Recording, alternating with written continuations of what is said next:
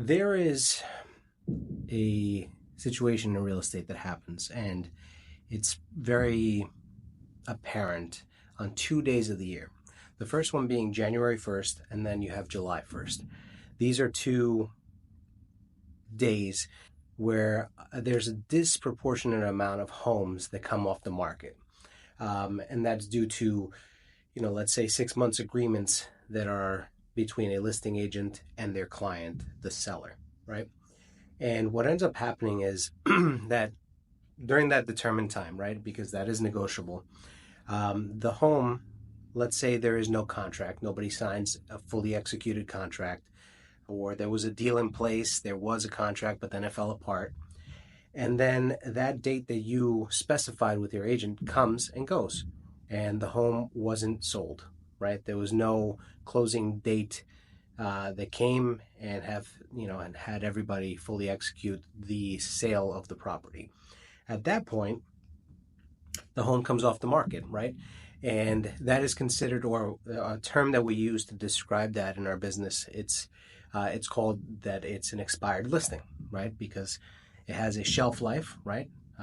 Like I said, maybe that January 1st deadline, or July 1st, or it could be any day of the year. In actuality, those are just the 2 days that have a disproportionate amount of them come off the market. So what happens when that listing is no longer on the market, right? When your home comes off the market, in essence, what it means is that the agreement between you and your agent is over, right? Of course, depending on the contract and the structure of how it was written, but it's over. And at that point, your home is now basically a free agent. So you're able to interview other agents, or you're able to just decide not to sell the home. Maybe the circumstances changed, what have you. But at the end of the day, what happens is your home is no longer in the market. And one thing that we do come across a lot is that people are not aware of those dates. So when you first sign up with an agent, make sure to put that in your calendar with some reminders ahead of time, just so you know when that date is approaching. Because a lot of times, let's say for one reason or another, let's say there is a contract signed and that date is coming to, where the listing is expiring, you extend the contract for a couple of months until closing is set up, right? And there's different variables and situations. But sometimes the agent just runs out of time, right? They weren't able to procure the buyer. So now you as a seller are sitting there. Many times we speak with a lot of home sellers that are very disappointed. For one reason or another. It might have been the agent's fault. It might have been the pricing. It might have been a whole bunch of other things that we can talk about for your personal situation. But there could be some things, that underlying issues that need to be taken care of at the end of the day. And then other times there just wasn't the aggressive marketing or the advanced marketing that needs to be done in order for your home to sell. Simple as that, right? And at that point, now that it's expired, now that the home is no longer on the market, now you have your chance to explore your options and speak to, some agents in the area that would be able to help you actually procure that buyer, to be able to help you, have a seamless transaction. And part of that starts all the way at the beginning, at the analysis of your needs, your wants, where you're looking to move, the condition of the home, if there's tenants involved. There's a lot of things that have to be discussed at the beginning, and there has to be an expectation set at the beginning. Because if not, then that disappointment and that resentment ends up happening once the home comes off the market.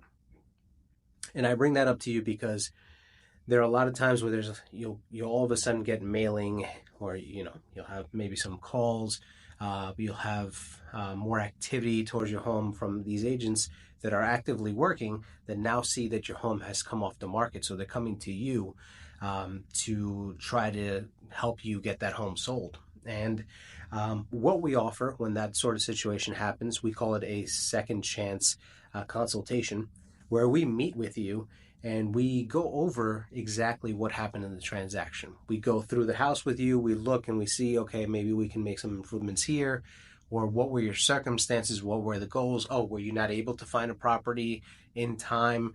Was there some other issue that was underlying? Did you need some kind of expediter to help, maybe a certificate of occupancy to be acquired for the property, for some type of construction that you may or may not have made done yourself as the owner of the home. There's a lot of things that we can go over, and really analyze your situation, right? Because a lot of times it's very simple, and the issue is that the price is the issue, right? It was priced way too high, and that's why you had no offers, you had no visits, no showings, and the activity was very low. But the market is the one that dictates the price, right? At the end of the day, we give you comparables, we do the research, we tell you what we think the price should be, and then we go from there.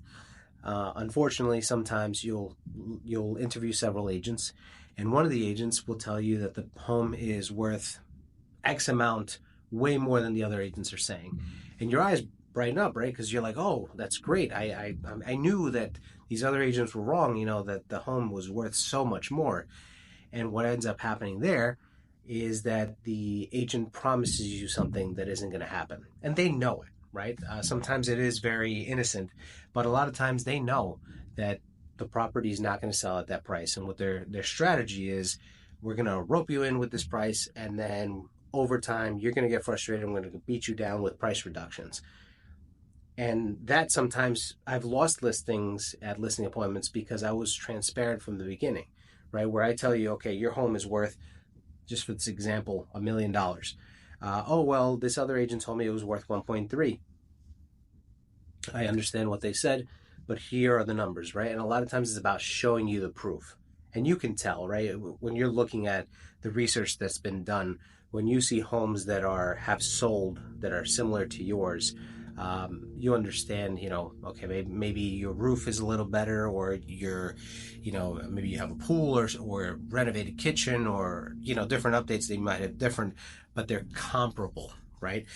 When there's that pie in the sky number that some of these agents come up with, this is what ends up happening. It's either you get frustrated with the process of getting, hammered down to the price that I originally told you to, which sometimes the transparent and honest agent at the beginning, they can actually get you more money than when you sign with somebody who's promising you the moon and the stars and then hitting you with price reductions, because you can put the home on the market at a competitive price and actually get people in, where you might get more than one person in, you might have competition going, versus just letting it sit on the market and doing nothing for a while except making you upset, right?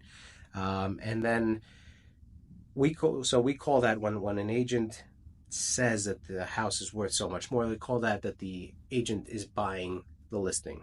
They're basically buying it. They're saying that it's X, Y, Z more than what the other agent said it was, just to get the listing, because they know that's what you want to hear. You want to get the most amount of money for your home, right? You don't just want to put it on the market so that strangers visit your home. So we do a complete analysis of what transpired. We give you our advice on what to do to prepare the home for sale, to prepare the home for relaunching, and to really understand what went wrong. And this consultation is not sign here right away, let's go, unless you want to, right? What this consultation is meant to do is to show you your options, show you the honest plan that's moving forward, what the marketing is going to look like, what you can expect to happen. And a very big thing that we talk about when we work with our clients is communication, right? Even when there's nothing to be said, my mentor in the business, my broker, tells me this all the time, even when there's nothing to say, you need to be speaking to your clients. You need to say, hey, this week we have no activity. These are the things that I did in order to market your home to the best pool of buyers, to the MLS, to the other agents. These are the things we did. No one's calling, right? And you analyze the situation. We come up with a game plan. We implement it. It's a very successful game plan, and it's something that we offer you. And it's just a consultation. Depends how long you want to take in questioning and finding out more information. But it's a very simple process, and it's something that we do offer our clients here in New York, or prospective clients, and many times it's helped. There have been times where We've analyzed situations where it just doesn't make sense to sell the property. What? What do you mean, Dave? Some people have been paying a certain mortgage, right? They have a certain mortgage payment. They have um, something that they've been paying for years, and they can afford that. And when they actually analyze the situation and they realize that you still owe a lot of money on this property and you don't qualify for a mortgage to purchase something else, you're kind of stuck. And we don't want to put somebody in a position where they're in finding themselves in a serious problem, right? The other day, somebody commented on one of my videos about how, one of the main things is people don't want to be house rich and life poor. And we analyze the numbers because it's not just about how pretty a home looks online. We have to make sure that we're doing right by our clients. That is the number one thing.